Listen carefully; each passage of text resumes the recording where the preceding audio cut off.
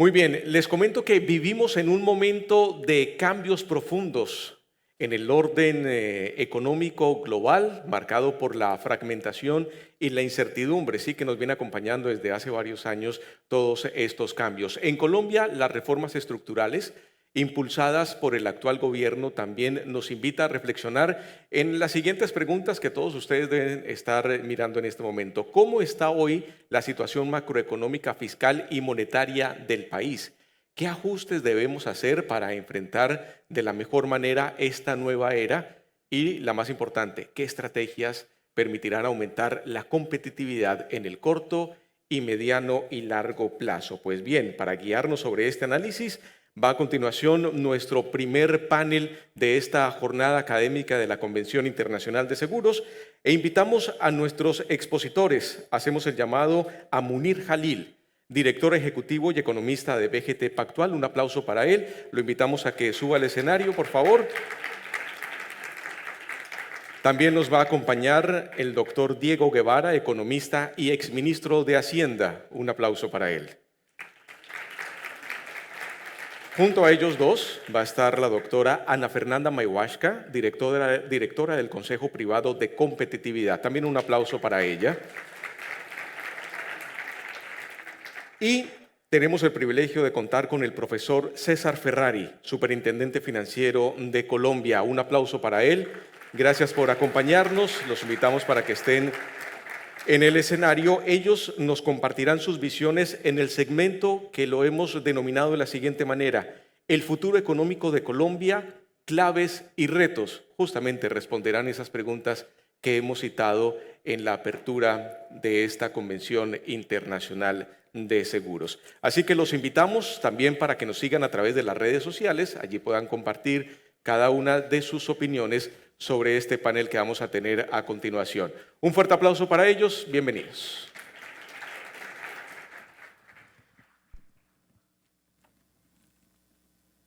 A continuación, hacemos el llamado al doctor Munir Jalil,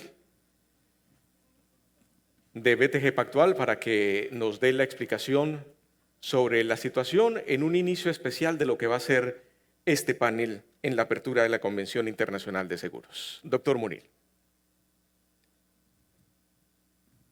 Bueno, con las buenas tardes para todos. La idea de este panel es básicamente temas varios. Yo lo que quise en esta historia es tratar de poner un poquito en mi parte un abrebocas de lo que es el contexto macroeconómico en el que estamos y aprovechar de una vez simplemente como para dejar ahí unas perlitas que obviamente estoy muy seguro que el resto de panelistas van a intentar cubrir. Me parece que de las cosas que tenemos que tratar de entender en el contexto que estamos nosotros viendo es que no hay parte del mundo hoy en día en la que no veamos que hay un déficit de crecimiento económico. Desde la pandemia, el crecimiento económico en todas partes del mundo se ha venido cayendo. Y con esa caída del crecimiento económico estamos pues ante un reto de política económica en todas partes del mundo. Como una potencial solución a ese problema, buscar cómo hacemos para crecer más, cómo hacemos por lo menos para volver a crecer a como estábamos creciendo antes de la pandemia, pues de alguna forma se han planteado muchas alternativas y yo creo que en el caso particular de Colombia tenemos que plantearnos muchas alternativas. Yo he escuchado en muchas partes, he escuchado en muchos foros que Colombia está sobrediagnosticada, que básicamente todos sabemos cuáles son los problemas. Pues yo le voy a sumar uno más, un sobrediagnóstico más, y es básicamente de la comparación regional que a mí me toca hacer como parte del trabajo que yo tengo. Creo que hoy en día necesitamos poner como orden de prioridad el tema del crecimiento económico y en ese sentido creo que sí es súper importante que nos fijemos un norte como país. Y eso nos está haciendo falta.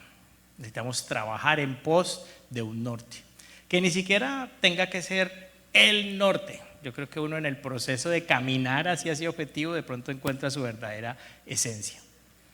Y por eso me encanta que esté acá Nafer, porque yo creo que una de las cosas importantes que necesitamos para poder caminar hacia ese norte es entender y preguntarnos en qué somos buenos, en dónde podemos llegar a ser competitivos. Entonces me parece súper chévere que tengamos acá en el panel una experta en esos temas para que nos dé alguito de luz. Eso es lo primero. Lo segundo es que estamos en un mundo en donde las condiciones geopolíticas están cambiando. Yo digo que Estados Unidos se está volviendo un país latinoamericano más en su forma de actuar. Y en ese orden de ideas, tenemos que aprender también a lidiar bajo esas nuevas condiciones geopolíticas. Esas condiciones geopolíticas puede que bien manejadas nos den oportunidades, puede que no, pero por lo menos tenemos que entender que el mundo desde el punto de vista geopolítico está cambiando muy fuerte y que ese centro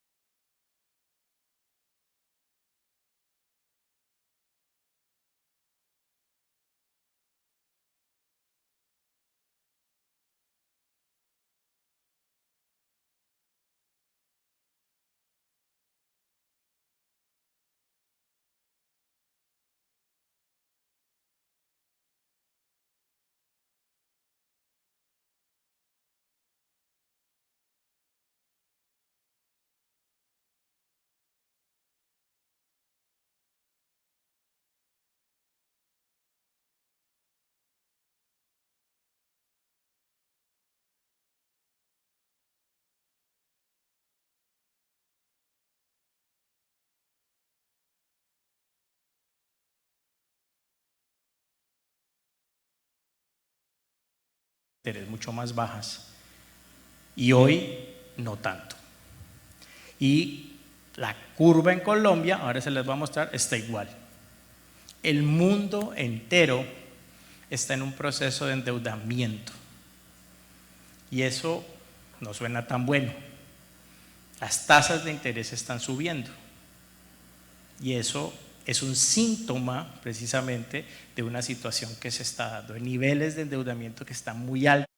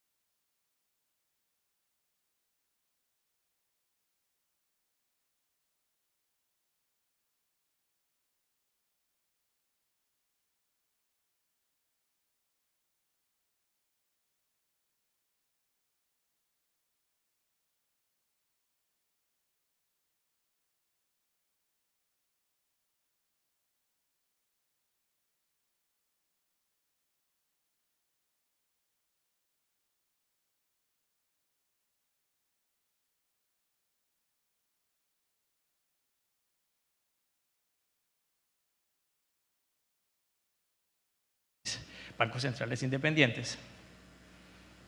Por eso no está Argentina ahí. Siempre me preguntan, ¿por qué no está Argentina? Y pues bajo el mismo criterio tampoco podría poner Estados Unidos. Estados Unidos tampoco tiene un banco central independiente. En fin. Y ahí vemos los crecimientos económicos en azulito punteado antes, hasta 2000, 2019, en rojito, después de la pandemia.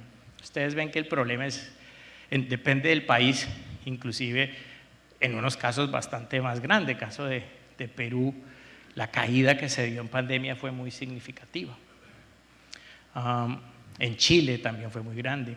Colombia fue mediana cuando la comparamos con los otros dos, y en el caso particular de México y de Brasil fue donde menos, pero es que en esos países la gente nunca la encerraron, siempre la dejaron salir a la calle. Los dos países, uno con un gobierno de izquierda, el otro con un gobierno de derecha, pero los dos llegaron a la conclusión de que a la gente para la calle, que había que trabajar como si nada. Entonces, la pregunta ahora en medio de un ciclo político, para hacer las cosas más complejas, estamos en medio de un ciclo político. Y entonces empiezan a hablar de las teorías del péndulo político, y que entonces la región antes estaba con todos estos países con presidentes de tendencias de izquierda, y que ahora en todos estos procesos electorales que se nos vienen, se nos van a voltear básicamente para el centro, para la derecha. ¿Será que sí? ¿Será que eso es lo que importa? Y esa es otra de las preguntas que tenemos que hacernos. Yo creo que hay una cantidad de políticas que deberían ser independientes de la ideología. Y una de las primeras cosas que tendríamos que hacer como país es hacer un gran acuerdo nacional en donde no sea si la derecha sí, si la izquierda no. O si la izquierda sí, si la derecha no. Yo creo que mal haríamos con periodos presidenciales de 4 años, o de 6, como en el caso de otros de los países que están acá, si no tomamos una decisión y nos vamos pasando a deshacer y a borrar lo que el otro hizo. Así no vamos a servir. Tenemos que pensar una agenda que vaya más allá de ese péndulo político. Que a propósito va a estar buenísimo, esto está mejor que ver telenovelas turcas, o sea, va a ser maravilloso en la región estar pendientes de todo lo que se nos viene. Dependiendo del país uno está viendo una novela diferente. Pero en serio tenemos que ponernos con las grandes preguntas de país. ¿Qué es lo que queremos? Si vamos a trabajar en un norte, trabajemos en ese norte. Y no es decir que llegó el uno y entonces uno ya no me gustó ese norte, quiero otro norte. Así no funciona un norte. Entonces en eso necesitamos un acuerdo nacional en ciertos temas en donde no vamos a poder solamente los de un lado y solamente los del otro. Vamos a necesitar que todos nos pongamos de acuerdo y trabajemos en pos de eso. Ahora, si yo fuera Julio Sánchez Cristo y estuviera hablando con Alberto, digo, Alberto, posibilidades de que efectivamente hay un gran acuerdo nacional en pos de un norte, ¿qué diría Albertico? Absolutamente ninguna, Julito. Es muy difícil.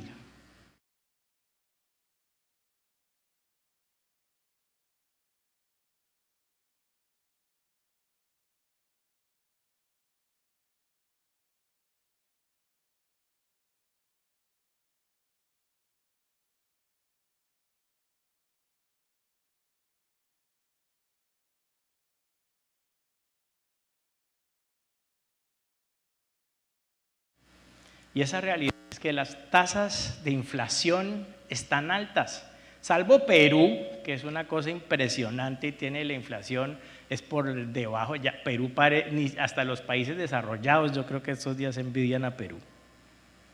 Inflación de 1,1, eso ni en los países desarrollados. En el resto estamos fregados. Porque nuestras inflaciones están por encima de ese rango meta que trabajan los bancos. Y pensando hacia adelante, como el tema de esta charla es pensemos el futuro, pensemos Colombia hacia futuro, pues una pregunta que uno se puede hacer siempre y que está válido hacérnosla es, bueno, este esquema, esta meta, esto del 2 al 4, ¿sí funciona, no funciona? Yo digo, esa es la misma pregunta de si yo me voy a ir a jugar tenis o pádel o fútbol 5, lo que sea, y llego allá y digo, no, yo quiero la cancha más grande, pues las reglas o están o las podemos cambiar. Acá tenemos unas reglas que hemos adoptado como país, que muchos países, Chile, México, Brasil, las siguen, y es que tenemos un rango meta de inflación que la inflación en teoría debe estar entre el 2 y el 4% con punto medio 3. ¿Se solucionan los problemas haciendo el rango de inflación más alto? Yo personalmente creo que no, pero pues es una discusión que yo entiendo que algunas personas quieran plantear. Sigo firmemente creyente, ahí está mi sesgo de haber de pronto trabajado casi un poquito más de 10 años en el Banco Central, que la inflación sí es un fenómeno que le pega a las personas de menos ingresos y más en nuestras economías. Usted tiene un país en donde más del 60% de la gente gana menos de 900.000 pesos al mes. Usted tiene una inflación muy alta, eso es menos comida en la mesa para esa gente, punto. Uno se enoja, pero come, se nota. Pero pues para otros significa básicamente menos comida en la mesa. Pero tenemos que hacernos esa discusión, porque las tasas de interés están altas. Sí, las tasas de interés reales están altísimas en Latinoamérica. Ahí está, verde es Brasil, casi 10% de tasa de interés real. Pero segundo está Colombia con 4.20. Y si uno mira la historia, uno dice, esas tasas están altas por estándar histórico, están altas.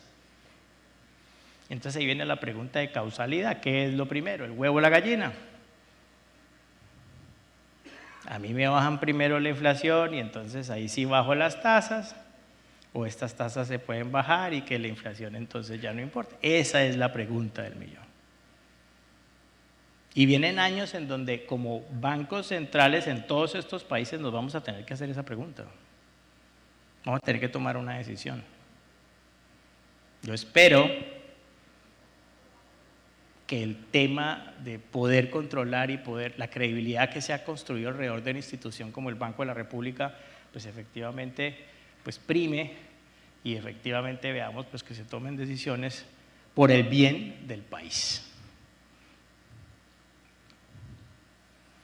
Las agencias calificadoras han tomado decisiones también y han venido de alguna manera, en el caso particular de Colombia, Moody's nos ha bajado la nota, nos la bajó recientemente, Standard & Poor's nos puso con Brasil, Moody's nos dejó el grado de inversión. Moody's es esa pareja que está uno durmiendo, son las 3:30 de la mañana y suena el WhatsApp, ¡ping! Y suena ahí, hola lindo, dice el mensaje. Y Moody's no dijo nada, nos dejó el grado de inversión, no nos mandó ni siquiera al sofá después de ese mensajito. Entonces, falta Fitch. Fitch está dando pistas de que de pronto antes de finalizar el año habla. Pero lo cierto es que Brasil y Colombia somos los países que no tenemos grado de inversión. Que a propósito es un tema que solo es así súper importante en Colombia. Usted aquí puede subirse el conductor que lo va a llevar al aeropuerto y le pregunta, Colombia no tiene grado de inversión. Le dice, es exactamente horrible. Y yo le digo, ¿para qué sirve eso? No tengo ni idea, pero lo perdimos. Es un tema muy colombiano. Los otros países no tienen ni idea de calificaciones. Cada país tiene, yo lo llamo eso el fetiche económico, el tema. Uy, listo, me quedan 3 minutos, me quedó clarísimo.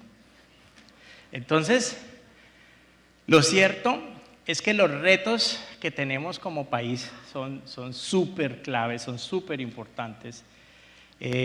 Tenemos definitivamente un potencial, de alguna manera, enorme, que yo creo que el resto de expositores desde muchas otras áreas nos van a decir, pero para mí, y tal vez el mensaje en el que quiero volver a recalcar, y para acabar inclusive antecito y no gastarme los 20 minutos enteros, lo que sea que decidamos, tenemos que decidir sobre un norte hacia futuro como país, y 2, tenemos que hacerlo en un gran acuerdo nacional que no esté influido por el gobierno de turno. El gobierno de turno pueda dar lineamientos a eso, pero que se siga avanzando en ese norte independientemente de quién gane. Si podemos hacer eso, creo que este país tiene futuro. Si no podemos hacer eso, vamos a seguir aquí y entonces en 4 años viene otra historia y en 8 años viene otra historia y así no vamos a poder funcionar. Yo dejo ahí y les regalo 2 minutos al resto de mis expositores. Muchísimas gracias. Gracias, doctor Munir Jalil, director ejecutivo economista de BTG Pactual. Gracias por sus comentarios. Realmente nos deja ahí como con preguntas muy fuertes. A continuación, el doctor Diego Guevara, economista y exministro de Hacienda. Doctor Guevara, bienvenido. Bueno, muy buenas tardes. Muchas gracias a Gustavo por la invitación a Fasecolda, a todos los panelistas. Bueno, plantear el futuro económico del país después de que uno se ha sentado en la silla del Ministerio de Finanzas le cambia completamente la cabeza porque se enfrenta a unas realidades y a unos panoramas. Ya Munir ha hecho una presentación, digamos, muy concreta de los datos macro. Cuando uno le hablan de macroeconomía, uno siempre habla del PIB, el desempleo y la inflación, quizás de los precios macroeconómicos como la tasa de cambio y la tasa de interés. Y cuando miramos eso con lupa para la economía colombiana, podríamos decir que estamos relativamente bien. Vean la gráfica de Munir, crecimiento económico de 2023, 0,7, 2024 subimos a 1,7, para este año se espera un crecimiento de 2,5 y hacia el 2026 acercarnos a un 3%. Entonces, en crecimiento económico podemos decir que hay un buen escenario.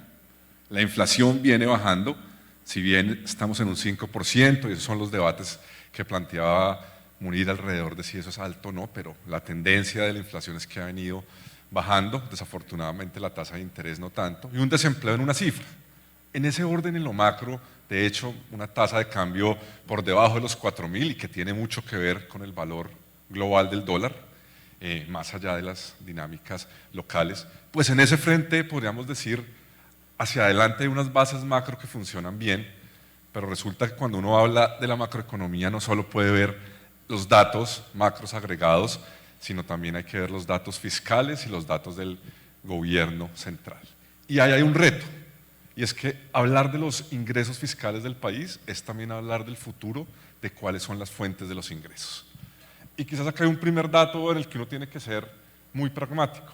Al menos en la última década, entre el 10 y el 20% de los ingresos fiscales del país vinieron de petróleo y carbón.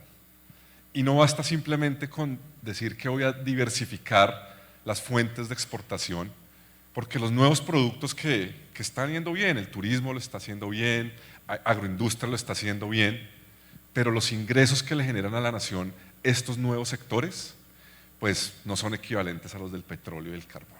Entonces el primer gran reto cuando hablemos del futuro económico del país es, si hablamos de una transición, si de pronto en una década vamos a exportar menos carbón y menos petróleo porque la demanda del mundo va a caer, ¿qué bienes vamos a exportar? Pero también que nos generen un nivel de ingresos fiscales. Yo creo que ese es el primer tema fundamental. Necesitamos ingresos frescos y los ingresos frescos vendrán de hablar de crecimiento económico, de hablar de productividad, que ahora Ana Fernanda les hablará muchísimo más, porque entonces hablar de ese futuro es, y bueno, ¿y qué sectores entonces van a compensar el crecimiento de las cuentas del Estado? Y para hablar de esos sectores creo que vale la pena tener un debate sensato sobre los minerales de la transición, las oportunidades que hay en cobre en Colombia, las oportunidades que hay en minerales que se requieren para transición energética y cómo vamos a aprovechar un nuevo boom de los commodities del futuro, ¿sí?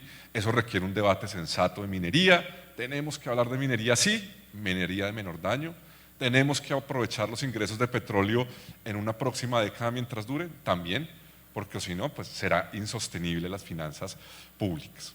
Pero por otro lado también aparece todo el mundo de los servicios, un sector donde pues, nos movemos los que de una u otra manera estamos conectados al sector de los seguros y allí creo que hay un espacio bien importante de desarrollo y crecimiento para el país.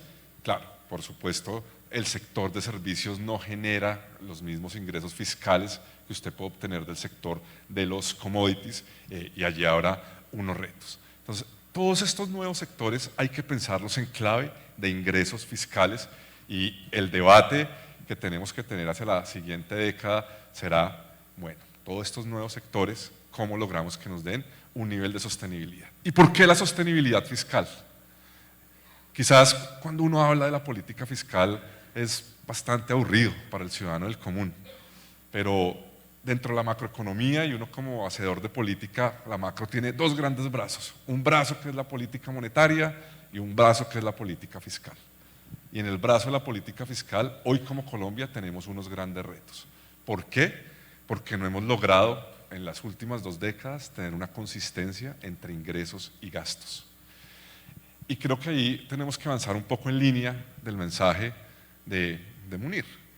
Y aquí avanzar en línea es que el problema del país no lo vamos a solucionar ni por el lado de un gran recorte ni por el lado de una gran reforma, pero sí tenemos que trabajar en los dos frentes. ¿Que requerimos nuevos ingresos? Sí. Cualquier candidato, independientemente del horizonte ideológico, que prometa bajar impuestos, que prometa bajar el IVA el 7 de agosto, pues miente, porque la sostenibilidad de las finanzas públicas hoy pues requiere de esos ingresos que ya existen.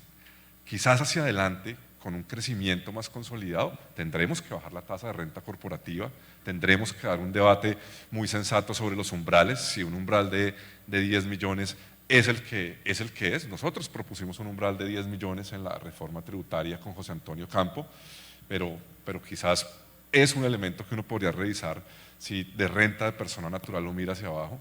Tendremos que ver si el mecanismo de asignación de declaración de renta debería ser universal, si logramos un registro único de ingresos para que todas las personas, incluso en los sectores informales, puedan hacer pequeñas contribuciones. Esto yo creo que es parte de los debates, porque si no, cada reforma tributaria siempre va a insistir en los mismos segmentos y en los mismos segmentos de, digamos, de sectores de commodities, de servicios financieros, y al final pues la pregunta es ¿cómo hacemos sostenible fiscalmente el país, sobre todo un país con alta informalidad?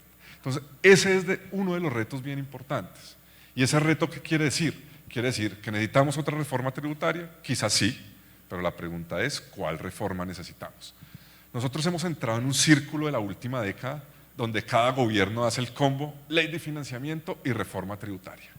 Y cuando uno está al otro lado de la oposición, pues siempre entra a criticar cada reforma y cada ley de financiamiento. Yo lo hacía, yo escribía unas columnas en los periódicos y criticaba fuertemente las reformas, incluso la reforma de Carrasquilla, que hay una polémica muy importante, pero más allá de las formas que usted piense de cómo busco nuevos ingresos, si hay un debate que creo que Alberto Carrasquilla lo veía venir y era, si no hago una reforma importante tocando el IVA, voy a tener un problema brutal fiscal hacia adelante, ¿sí? Quizás el IVA, el mecanismo de evolución, yo personalmente no creo que sea el más efectivo, pero hoy creo que existe la tecnología para hablar de IVA inteligente, porque allá es donde usted puede encontrar realmente fuentes importantes de ingreso. Esos son los puntos más polémicos, porque por otro lado entonces, si yo hablo de ingresos y requiero nuevos ingresos, y tendremos que poner eso sobre la agenda independientemente quién llegue como parte del acuerdo, tiene que ser una reforma bien estructurada, pero también hay que mirar los gastos. Pero ¿cuál es el problema cuando uno mira los gastos fiscales? Uno usualmente en el imaginario piensa que los gastos del gobierno nacional central son únicamente la burocracia, los nuevos ministerios, y esto es polémico, claro, si yo creo un nuevo ministerio, pues al final digo, ¿y para qué realmente se necesita? Y eso es parte de la discusión, pero estructuralmente el gasto público de funcionamiento no es principalmente un nuevo ministerio o una nueva embajada en África, son los gastos inflexibles. Y los gastos inflexibles que son regímenes de pensiones especiales como magisterio y fuerzas militares, que creo que nadie en ningún espectro ideológico se arriesga a tocar. Hoy, 20 años después de la seguridad democrática, tenemos que responder por las pensiones de los hombres de las fuerzas militares que tienen todo el reconocimiento y son sagradas, pero hace 20 años tuvimos prácticamente una duplicación del pie de fuerza en el marco de un país del conflicto y esto ha generado hoy un mayor peso a las pensiones y lo tenemos que pagar. Magisterio, otro sector que entra en el debate importante y que son sectores difíciles de tocar, pero que al final le ponen una presión muy grande. Los gastos constitucionales, hemos sido expertos en Colombia en constitucionalizar los gastos. ¿Qué es constitucionalizar un gasto? Constitucionalizar derechos como las transferencias regionales, que tampoco usted los puede tocar. Entonces, cuando uno empieza a mirar los presupuestos con lupa, se enfrenta a la famosa inflexibilidad del presupuesto. Y las inflexibilidades del presupuesto, entonces, es parte de los debates del futuro económico de Colombia. Y hablar del futuro es, ¿tendremos que dar un debate en la próxima década sobre regímenes especiales? Yo creo que sí. No es fácil darlo, pero ¿por qué no pensar en que después del 2035, del 2040, la edad de pensión en fuerzas militares no sea 20 años de servicio, sino sea 25? Que el régimen especial del magisterio después de una década entre en el régimen normal. Ahora hablaba acá con mi colega y me decía, en el caso de Chile, el único que tiene régimen especial son las fuerzas militares. Pero esto requiere procesos de consenso, porque las reformas radicales impuestas en corto plazo solo generan conflictividad social y eso nos lo enseñó el estallido. Y es por eso que si queremos pensar el futuro, tenemos que pensar en el corto plazo, en unas reformas tributarias y en unos ajustes de gasto milimétricos, y quizás en el mediano plazo, en unos ajustes de gasto estructural que pasan por mirar regímenes especiales de pensión y transferencias regionales. Eso creo que va a ser parte del futuro, porque sin sostenibilidad fiscal hacia adelante no es fácil. Y la sostenibilidad fiscal pasa por tener una garantía de la caja. ¿Sí? Quizás cuando uno está sentado en la silla de un Ministerio de Hacienda, y todos los que están en las empresas saben que las empresas se quiebran por caja, pues al final el debate importante es cómo garantiza un flujo de caja en el Ministerio de Finanzas. Y por eso uno debe ser responsable a la hora de hacer presupuestos. Yo le puedo prometer a Gustavo el otro año para la convención 5.000 millones y él los presupuesta y contrata un gran evento, y cuando me los viene a pedir a mí como la tesorería, pues de pronto solo hay 2.000 porque solo conseguí 2.000 y queda comprometido con todos los demás.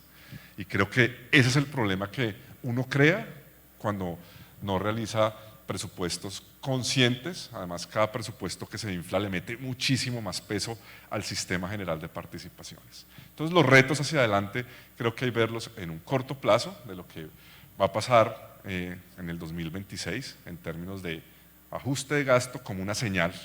José Antonio Campo a mí siempre me enseñó que el rol de un ministro de Finanzas es enviar mensajes de confianza, y ese mensaje de confianza va a pasar un poco por señales de solvencia futura y de ajuste, señales que muy seguramente nos ayuden a bajar el costo de financiamiento, que Muniz ya lo mostró, ¿no? Esto no es un solo tema de Colombia, es un debate en el mundo, porque cada vez más una mayor parte de los presupuestos van a deuda. Cuando yo llegué al ministerio tocaba pagar por deuda 80 billones y hoy están pagando 112. Y no es porque es que este gobierno subió la deuda en 3 años, sino que los plazos de deuda, pues los compromisos, digamos, de vencimiento que tocó pagar en el 24 eran bien importantes. Y de aquí en adelante la pregunta del millón es, bueno, ¿qué tendremos que hacer realmente para bajar el costo de la deuda? En una de las discusiones siempre curiosas y como anécdota, antes ya que se me acaba el tiempo, es cuando yo le proponía al presidente en algún momento, presidente, hay que hacer un ajuste del gasto, y decía, no, Guevara, eso es neoliberal.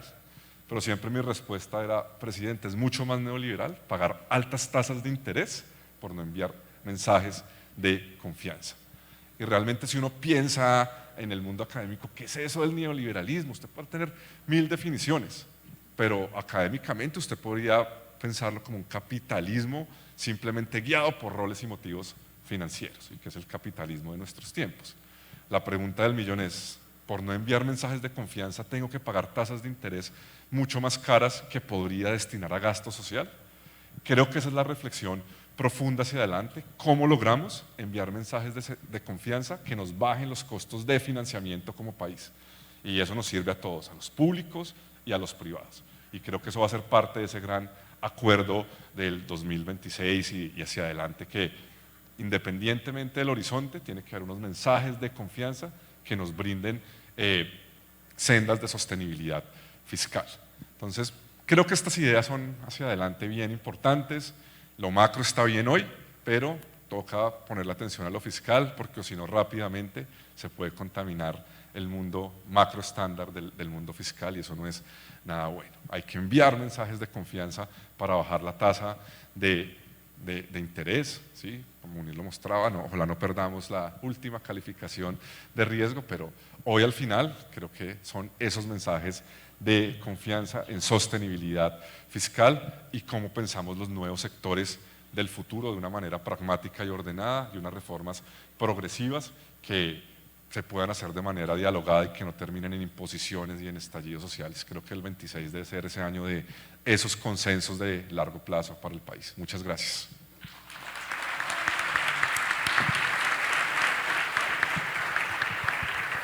Muy bien. Doctor Diego, gracias por su intervención. Además que nos regaló 5 minutos de más. Muchas gracias. Muchas gracias. A continuación, la doctora Ana Fernanda Mayhuasca, directora del Consejo Privado de Competitividad. Doctora Ana Fernanda, bienvenida. Bueno, muy buenas. ¿Está sonando? Sí. Muy buenas tardes a todos y todas. Yo les voy a hacer una aclaración porque de pronto muchos de ustedes se lo están preguntando. Pero esto se llamó panel, pero en realidad son intervenciones relativamente cortas de cada uno de nosotros, por si acaso estaban diciendo, pero no están debatiendo mucho en el panel, no nos trajeron a eso, no es culpa nuestra, pero solamente para reparar la reputación de los colegas que hablaron previamente, pues este era el formato que estaba pensado y es que cada uno de nosotros hiciera una exposición sobre el tema que le fue asignado. Yo tengo la camiseta de haber pertenecido al Ministerio de Hacienda, tengo la camiseta de haber pertenecido al Banco Central, también tengo la camiseta de haber pertenecido a la Superintendencia Financiera y me da una alegría infinita no tener que hablar con ninguna de esas camisetas hoy. Porque como ya se dieron cuenta, todos los problemas que siguen son complicados. Yo vengo a hablarles de competitividad y espero que por lo menos por la primera parte de esta charla no entiendan para dónde voy. Y cuando estaba pensando en las muchas preguntas que Munir me dejó y Diego también, pues no, yo no voy a contestar esas preguntas. Les pasa por andarme poniendo cosas. Yo quería preguntarles a ustedes, porque finalmente este es el oficio de ustedes y en buena medida uno de los retos que hoy en día tenemos es que estamos en un entorno difícil de los tránsitos democráticos. Nosotros nos tocó vivir una era en que la forma en la que las sociedades transitan sus decisiones es muy distinta a las que transitaban cuando yo estaba chiquita.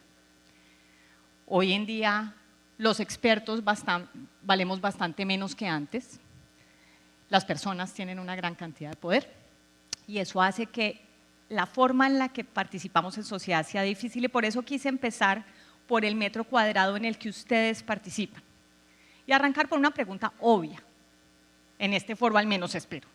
¿Qué hace un asegurador? Gestionar el riesgo. Yo no sé aquí quiénes puedan confesar su edad y se vieron esta película. Muy bien. Si no se la han visto, se la deberían ver todos los aseguradores. Se llama Long Ken Poly. Yo creo que les haría bien. No, eso no es lo que ustedes hacen. Lo que ustedes hacen, o por lo menos en mi opinión deberían hacer, es que se me pasó un slide, es acompañar la vulnerabilidad de la sociedad. Traté de poner la foto más vulnerable posible. Pero en realidad ustedes acompañan la vulnerabilidad de las personas en sus momentos más complejos, acompañan la vulnerabilidad de las empresas en los momentos más complejos, acompañan la vulnerabilidad de los proyectos, de los grandes proyectos de infraestructura, donde siempre hay momentos complejos. Eso es lo que hace el sector asegurador. Y eso debería ser una increíblemente buena noticia para ustedes. ¿Por qué? Porque si alguna cosa sabemos, es que estamos en una era en que la vulnerabilidad va escalando. Va escalando porque la incertidumbre va escalando, es decir, me imagino que ustedes todos han participado en 1000 charlas en que les han dicho que estamos en una era de incertidumbre.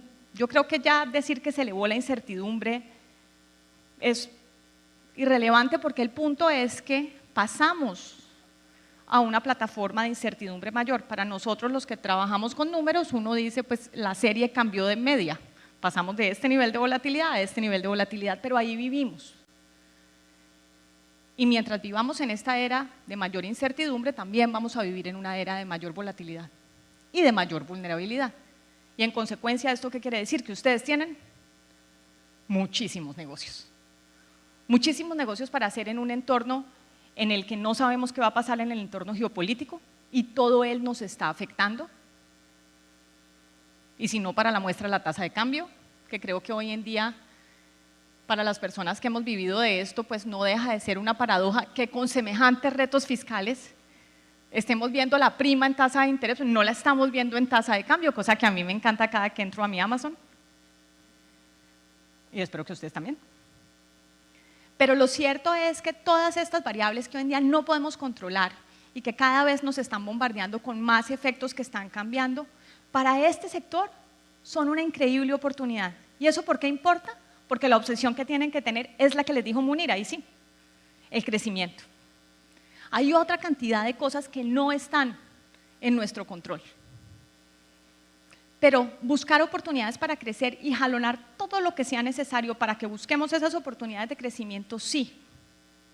Ustedes en estar en un sector regulado, lo sé, los regulé, los supervisé, los mal comprendí y a veces los bien comprendí.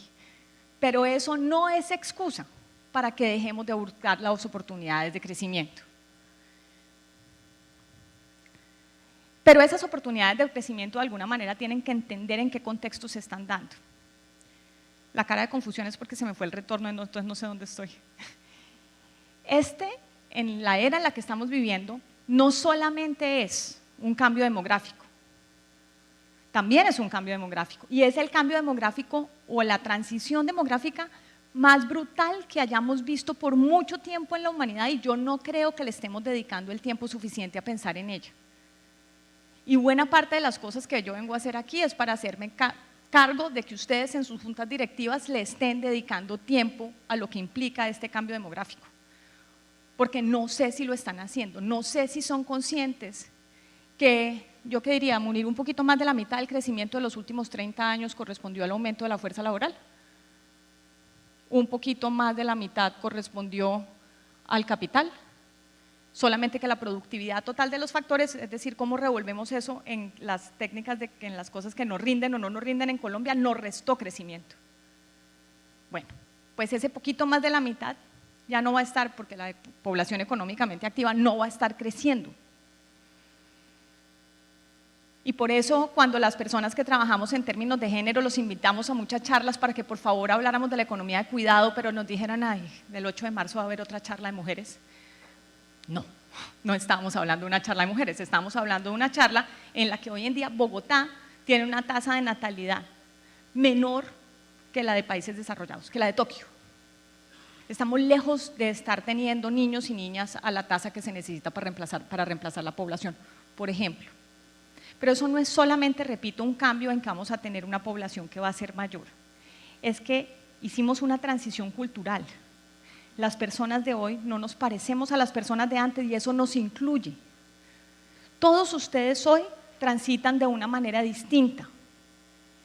Y yo escogí 3 marcadores de este nuevo entorno, donde lo que vamos viendo es que se van derrumbando muchas cosas que por mucho tiempo nos sostuvieron en democracia. Los expertos, que hoy en día están depreciados. Y el tránsito hacia un mundo donde los individuos tenemos mucho más poder, pero también por ese poder se nos genera una vulnerabilidad de no saber qué hacer con él. Y entonces nos reunimos en comunidades identitarias. Las de nuestros hijos se dan en TikTok o en Instagram, pero ustedes todos tienen una comunidad identitaria. ¿En cuántos grupos de WhatsApp están en este momento, por ejemplo? Bueno, exacto. Y en todos esos grupos de WhatsApp, ¿cuánto disenso hay? Poquito, porque esos grupos de WhatsApp son de personas que piensan igualito que nosotros, o parecidito. Tenemos peleas dentro de lo que acordamos que podemos tener peleas, pero más allá de eso no las tenemos. Y eso nos lleva a ciertos marcadores que hacen que esta sea una época especial. Primero, es una sociedad que se siente agraviada. Porciones muy grandes de la sociedad sienten que están agraviadas por alguien o algo, y ahorita les voy a mostrar algunas estadísticas que a mí me han parecido súper interesantes. Segundo, el individuo es soberano, mucho más de lo que cualquier cosa que nosotros vivimos para llegar hasta aquí. Cuando nosotros éramos chiquitos se hacía lo que el presidente de la República decía. Hoy en día no, y si no, pues podemos ver qué pasa con la reforma tributaria de Carrasquilla, que creo que lamentaremos por muchos años como sociedad no haber hecho el trabajo que teníamos que hacer a tiempo. Pero a mí me da mucha alegría que ahora todos estemos de acuerdo con eso, porque pues es una de esas frustraciones que probablemente uno solo adquiere pasando por Hacienda. Y eso nos lleva a una política pública muchísimo más débil que la que tuvimos en la historia pasada. Porque la política pública ya no está necesariamente buscando amparar aquellas decisiones de largo plazo que nos encantaría tener, los consensos de los que habla Diego. Suenan súper fantásticos. No veo ningún proceso que nos lleve allá, ni los que hablaba Munir. El gran acuerdo nacional, pues creo que estamos como en las mesas, como dicen los gringos, agree to disagree, porque ahí estamos. Eso hace que la política pública hoy en día tienda a amparar a un grupo que llevó al poder a esa idea, ideología, como queramos llamarlo, no importa, pero que no necesariamente está jalonando en la dirección de la solución pragmática de los problemas. A un colega mío algún día le preguntaron que si era de alguna escuela económica o cualquier cosa, que si era neoliberal o cualquier cosa, y esa persona contestó, lo que pasa es que lo contestó en inglés y entonces no le entendieron bien, soy un policy maker. Los hacedores de política, en mi opinión por lo menos, no tenemos tiempo para tener ideología, porque yo ya no lo soy, pero es que fueron muchos años, uno solo tiene tiempo para resolver problemas. Esa mística, esa idea de que así se opera, hoy en día no es tan vigente, porque estamos moviéndonos hacia esas comunidades identitarias. Y eso además nos hace movernos hacia comunidades identitarias, pero encerrarnos en cierta burbuja y en una burbuja que tiene un sentimiento, una emoción muy marcada. Y todos ustedes dirán, sí, es que estamos en épocas muy emocionales. No, los seres humanos hemos sido emocionales desde que somos seres humanos. Lo que pasa es que las emociones van cambiando. Y antes teníamos una emoción de confianza en esos líderes o hacedores de política o expertos. Como digo yo, cuando yo era chiquita, si Abelardo Forero Benavides decía algo, yo le creía. Yo no salía a buscar ChatGPT a ver si era cierto. Hoy en día, pues traten con sus adolescentes a ver cómo les va. Este es el barómetro de confianza que saca Edelman cada año, que muchos de ustedes lo recibirán, lo explorarán. Pero no sé si pasaron por alto este dato porque a mí me parece fascinante. Hoy en día, la mayoría de las personas en 23 de los 26 países que encuestan se sienten agraviadas. En Colombia, ese dato es el 67%. ¿Agravadas por quién? Agravadas por el gobierno, los ricos o las empresas, o sea, todo el mundo. Porque hoy en día, hay una parte de la población que dice estoy agravada por los ricos, otra parte de la población dice estoy agravada por las empresas, pero hay otra parte de la población que dice estoy agravada por el gobierno. O sea, todos amanecemos enojados en Colombia. Bueno, y en el resto del mundo, como se pueden dar cuenta. Parece que hay unos países que no, pero yo no sé si usted me... Singapur no, parece que en Singapur todavía amanecen más o menos tranquilos. El resto del mundo amanece emberracado. Y esa es una mala manera para andar transitando por el mundo, porque nos hace todo el tiempo, primero, no reconocer el agravio del otro, porque estamos enfrascados en el agravio propio. Y en ese entorno es donde les digo que en esa transición cultural que nos ha tocado vivir, no la escogimos, ustedes tienen una gran cantidad de oportunidades de negocio. Porque estamos en la era en que nosotras las mujeres hemos reclamado las autonomías sobre nuestra capacidad de hacer lo que queramos, como queramos, incluyendo vestirnos de rosado, sin que nadie me venga a decir que no, por eso estoy empoderada. Me gusta el rosado, punto.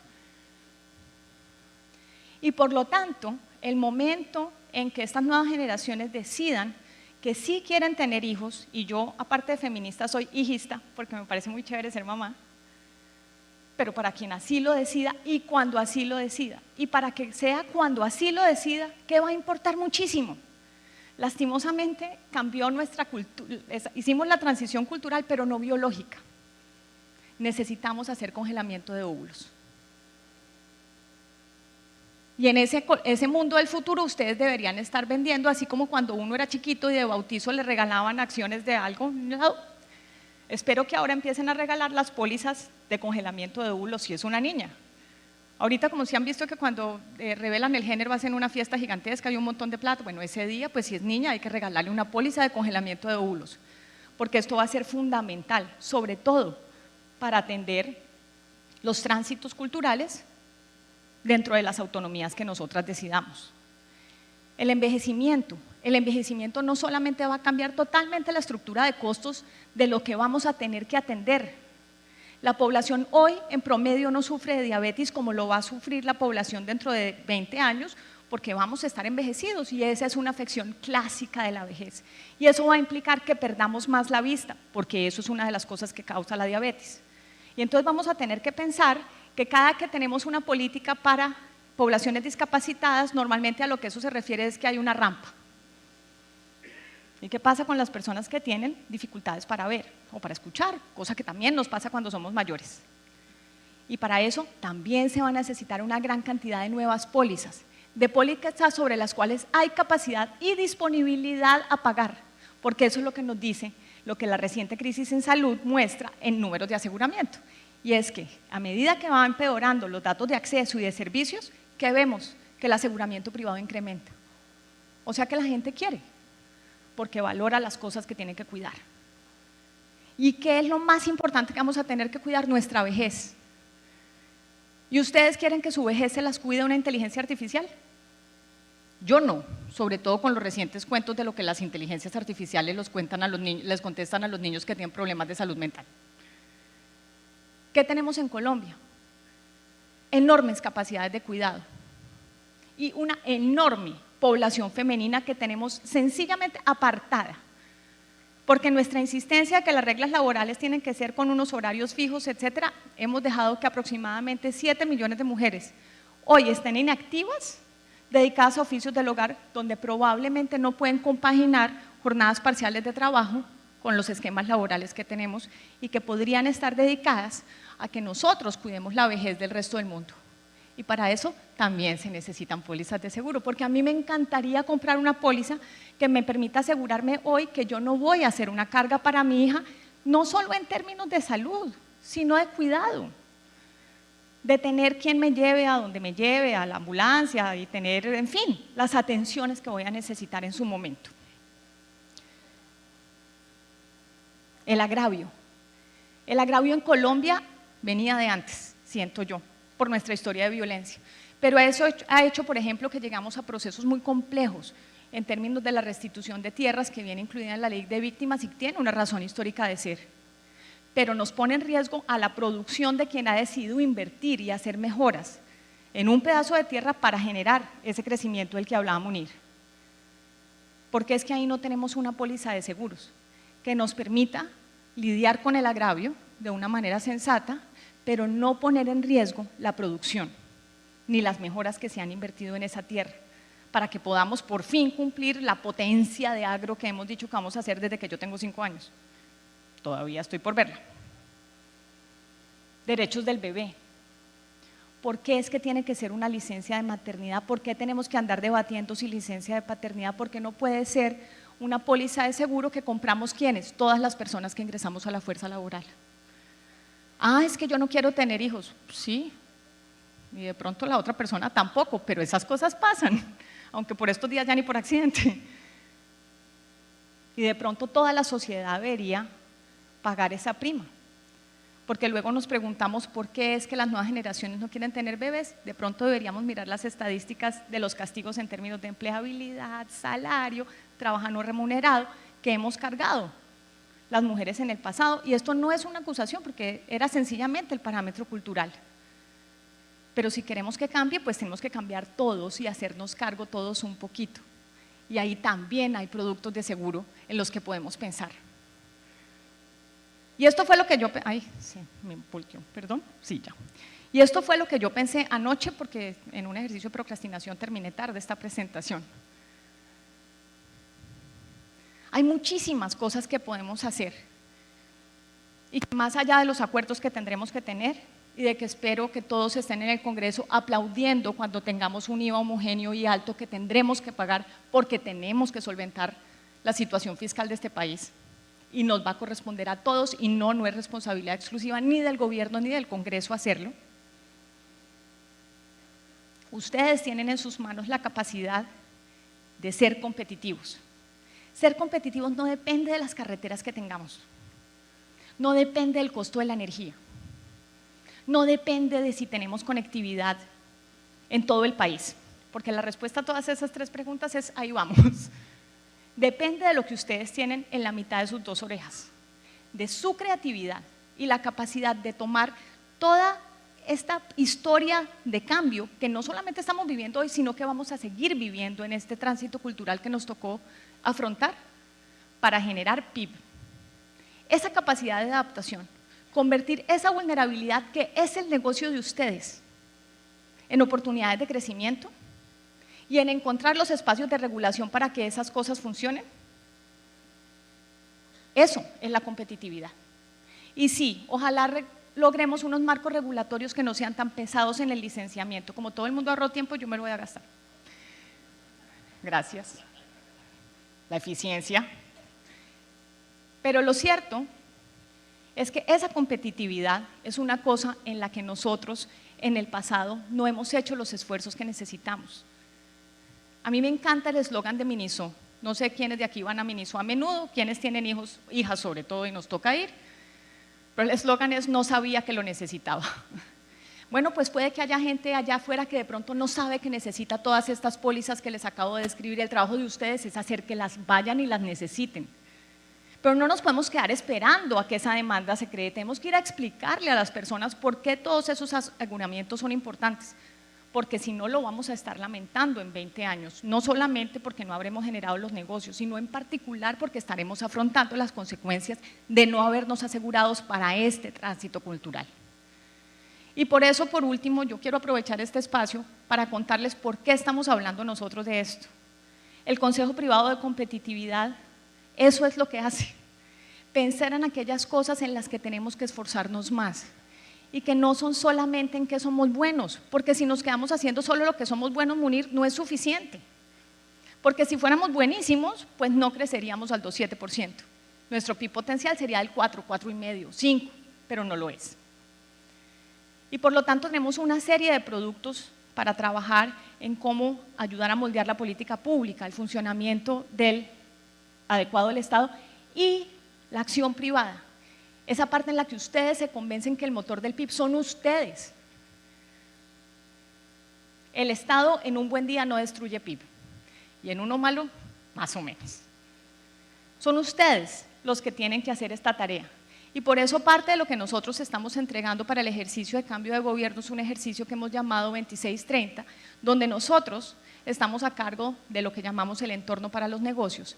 Tratar de ver si somos capaces de cambiar un poco nuestra cultura regulatoria y dejar de pedir tanto permiso y aprender a pedir un poco más de perdón. Y ustedes dirán, claro, es que la regulación. Aquí quiero hacer este hincapié. Quiero que revisen si en sus empresas hay que hacer registro de proveedores. Revísenlas.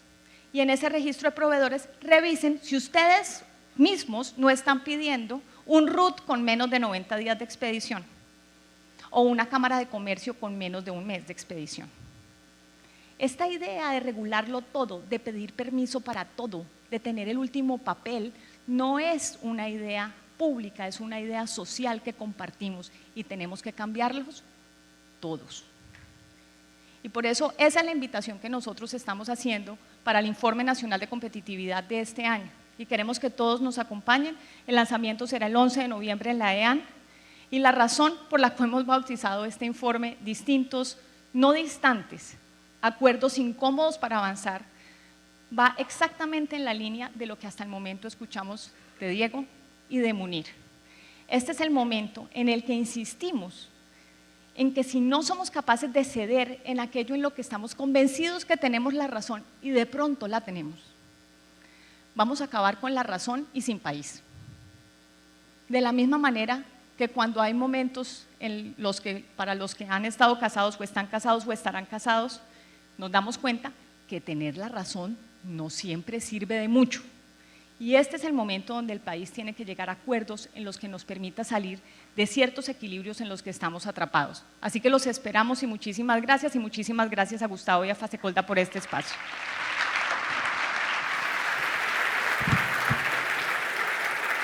Muy bien.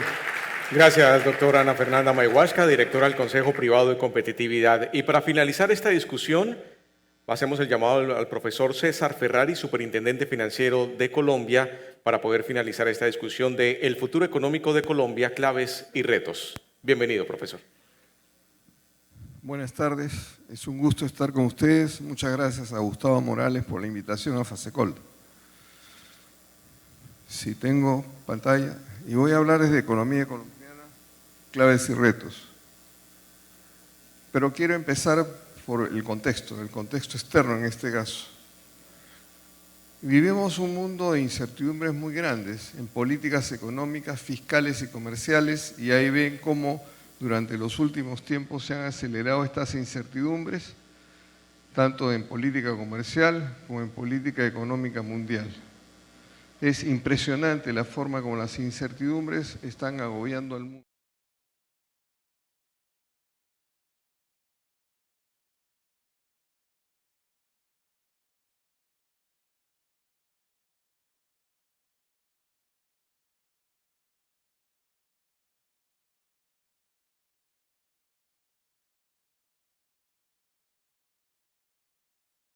A la incertidumbre que ya estamos viendo.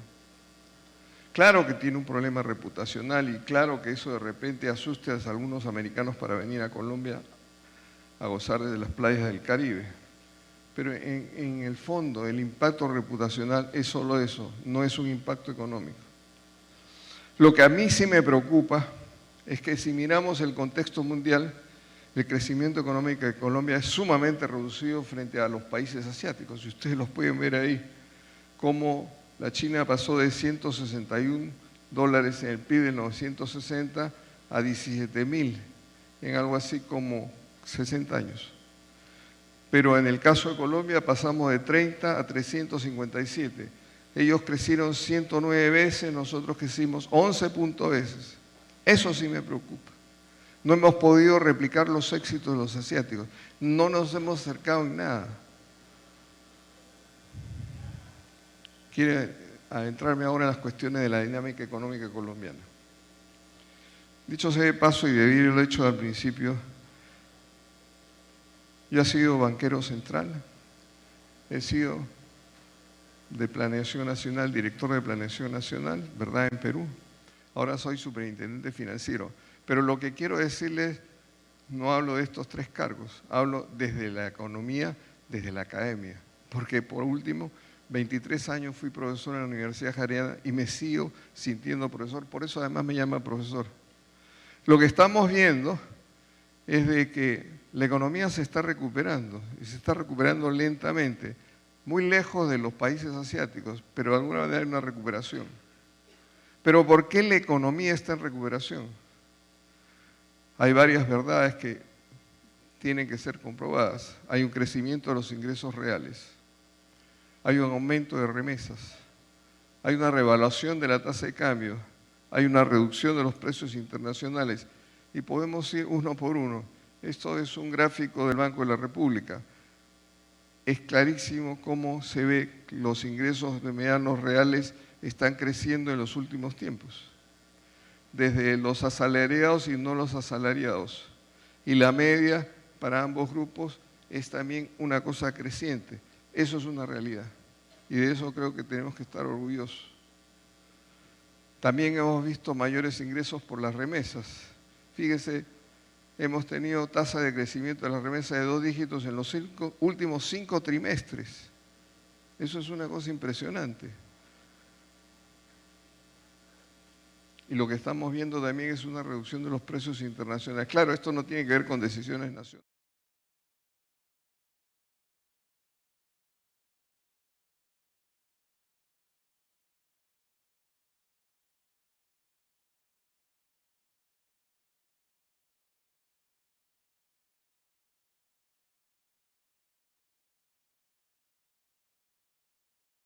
No pasamos de la tasa de los 4.000 algunas veces llegamos a 5.000, pero otra vez volvimos a bajar. Y eso tiene que ver con lo anterior. Cuando los precios internacionales están bajando y los precios de las importaciones bajan más rápido que los precios de las exportaciones, pues claro que se va a producir una revolución cambiaria. Y si esa tendencia continúa, esa revolución cambiaria la vamos a ver por mucho tiempo. Y quiero referirme al tema de la competitividad. Yo tengo una visión distinta de la competitividad. Desde el punto de vista de la capacidad de vender en los mercados. Yo creo que uno es competitivo cuando puede vender en los mercados. Si no puede vender en los mercados internacionales, no es competitivo. Porque nadie vende, nadie produce para perder plata. Entonces, uno tiene que vender en los mercados. Y lo que estamos viendo que esa situación tiene que ver con la reducción de los precios internacionales. Y hay una tendencia a la baja de los costos de la agricultura.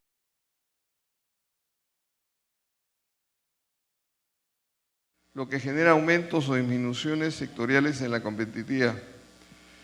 Ya hay una cuestión que me parece bien interesante, la forma como se está comportando el índice de precios del productor, que en el fondo refleja los costos sectoriales de los productores.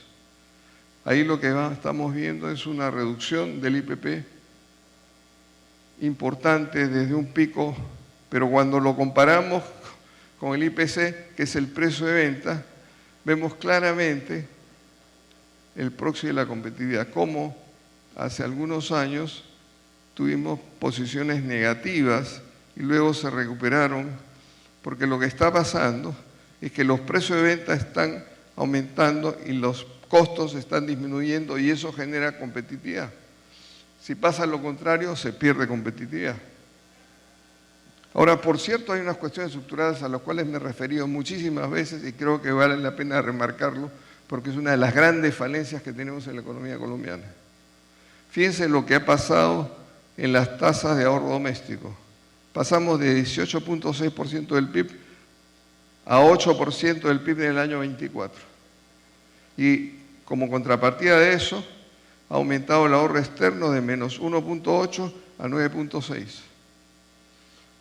Eso es bien interesante, porque cuando mucha gente habla de que hay poca confianza, uno se pregunta, ¿y cómo rayos está entrando tanta inversión extranjera directa o tanto crédito internacional que está reflejado en los ahorros externos? O que nosotros tenemos una visión distinta de nuestro propio país, lo cual es muy triste. Pero la otra cosa que estamos viendo es que la formación bruta de capital, que llegó a un pico en el año 2015, 23.8% del PIB, se ha estancado en alrededor de 17 o 18% del PIB. Es que si nos queremos parecer a los países asiáticos, pues tendríamos que ahorrar e invertir como los asiáticos. Tasas del orden de 40 o 50% del PIB. Y nosotros apenas llegamos a 18%. Y en términos de ahorro tenemos una enorme dependencia del ahorro externo. Ninguno de estos países del este asiático se han crecido en base a ahorro externo. Claro que han recibido inversión extranjera, pero eso no ha sido la base de su desarrollo. Ha sido sus propios esfuerzos nacionales en términos de ahorro e inversión. Pero aquí hay una cosa que muy poca gente se refiere, que a mí me parece sustancial. Es que la economía colombiana es una economía que tiene poca liquidez. Y lo pueden ver ahí claramente. Fíjense cómo la liquidez en 1990, medido como la cantidad de base monetaria, M2 sobre el PIB, representaba 24% y creció hasta 48%, que es la última cifra que tenemos registrada. Pero fíjense en Japón, 182% a 267%, China 77% a 227%, Corea 34% a 174%. Claro, es que la falta de liquidez en la economía colombiana nos está asfixiando y esto es un problema de política monetaria. Yo creo en las instituciones y creo en la necesidad de un banco central independiente, pero los bancos centrales independientes también se equivocan. Es que la independencia no es una garantía de no equivocarse y creo que lo hemos hecho en política monetaria en los últimos años. Es malo para el país. Nos ha convertido en un país casi al borde del trueque. El trueque es cuando no hay liquidez en la economía. Pues tenemos una liquidez tan pequeña, apenas alcanza al 44% del PIB. Y esa escasa liquidez conduce a poco desarrollo crediticio. Esas son regresiones que hemos hecho en la superintendencia, en la cual muestra cómo uno crece a la par del otro y cómo los niveles de crédito crecen jalados por la liquidez.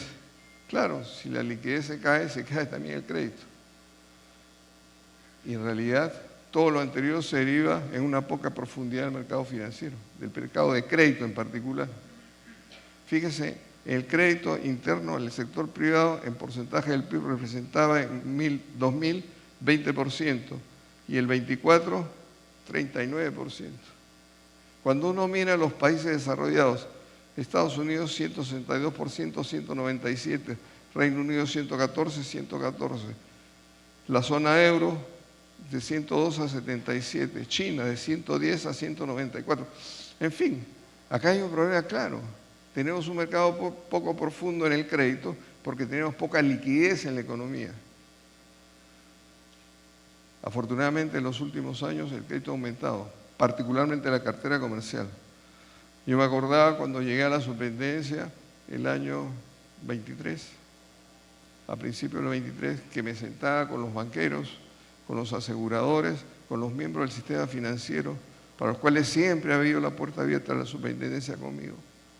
Y les decía, oiga, por favor, no den crédito al consumo, den créditos comerciales, crédito a la inversión, a la producción.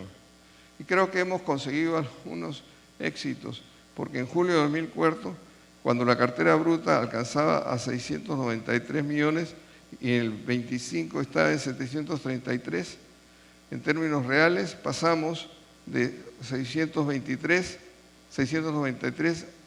a 697. Pero el comercial comenzó a ser más grande que el de consumo. Y eso está bien, eso es lo que necesita este país. Necesitamos una mayor austeridad en el consumo. El rol del crédito es importante. El crédito es necesario para impulsar la economía. Para una mejor respuesta se consiguió el Pacto por el Crédito, que realmente me felicito, que ha sido un éxito, que ha congregado, en este caso, al gremio de los banqueros alrededor de su decisión de invertir 55 billones de pesos adicionales en 5 sectores priorizados. Es que el crédito puede estimular el consumo a la inversión. Afortunadamente, no pusieron oídos sordos cuando le decían, no, financien la inversión, no financien el consumo, y así ha sido, y eso es lo que hemos estado viendo. Y las tasas de interés juegan un papel fundamental en esto. Uno puede ver cómo las tasas de interés han venido reduciéndose, pero la tasa de interés de política monetaria, que es la que define el Banco Central, sigue siendo elevada. Pasó de 13.25 a 9.25 de mayo del 23 a septiembre del 25. Y la inflación pasó de 12.4 a 5.1. O sea, quiere decir que la inflación se redujo más rápidamente que la tasa de política monetaria. Y en esto me felicito que los bancos han seguido más a la inflación que a la tasa de política monetaria, porque ellos redujeron de 29% a 17% la tasa de consumo y de 32 a 13.5 la tasa de comercial ordinaria. Quiere decir que los bancos han estado siguiendo sus razones para seguir más la inflación que la tasa de política monetaria, y la tasa de política monetaria se ha tornado irrelevante. Ahora, ¿cuál es el problema de tener tasas de interés todavía muy elevadas? Que esto reduce la viabilidad de los proyectos de inversión, que requieren rentabilidades superiores a lo que las tasas comerciales para poder pagarlas. Una política monetaria restrictiva no solamente reduce el consumo, sino la inversión y el crecimiento de la economía en el mediano y largo plazo. Y en términos de balance de pagos, lo que hemos visto es que nuevamente la balanza de pagos se está comenzando a acelerar en términos del déficit. Ahí tenemos los déficits comerciales, el déficit en cuenta corriente, en los trimestres del año 24 y los 2 del año 25. 1.5%, 1.1, 1.0, 2.0, 1.5 y 1.8. Esto es lo que se está indicando, es que estamos perdiendo competitividad. Y la balanza comercial en junio 25, las importaciones crecieron 14.8, mientras que las exportaciones lo hicieron a 2.6. Eso nos está indicando falta de competitividad. Porque como no podemos competir en los mercados, pues se importan. Y como tampoco podemos competir para exportar, exportamos poco. Pero hay cosas que son paradigmáticas, o paradójicas, mejor diría. Porque por otro lado la economía se ha venido recuperando y eso se refleja en la reducción de las tasas de desempleo. Fíjense, a julio, desde el año 21 al año 25, la tasa de desempleo pasó de 13 a 10, a 9,57, a 9,92, a 8,84. Hemos estado viendo una sistemática reducción de la tasa de empleo y eso quiere decir que están apareciendo más puestos de trabajo, no necesariamente formales, más puestos de trabajo en realidad. Claro que hay cuestiones fiscales por resolver. Hay un elevado déficit como consecuencia de bajos ingresos fiscales por desaceleración de la economía, diría yo, y altos egresos fiscales. Pero los altos ingresos fiscales tienen que ver con normas constitucionales y legales. Y cuando hablamos de inflexibilidad nos estamos refiriendo al 90% del gasto total. Es que casi es imposible reducir el gasto por la inflexibilidad que éste tiene. Y claro, mientras no recuperamos claramente la economía, los ingresos fiscales tampoco van a mejorar en la misma proporción.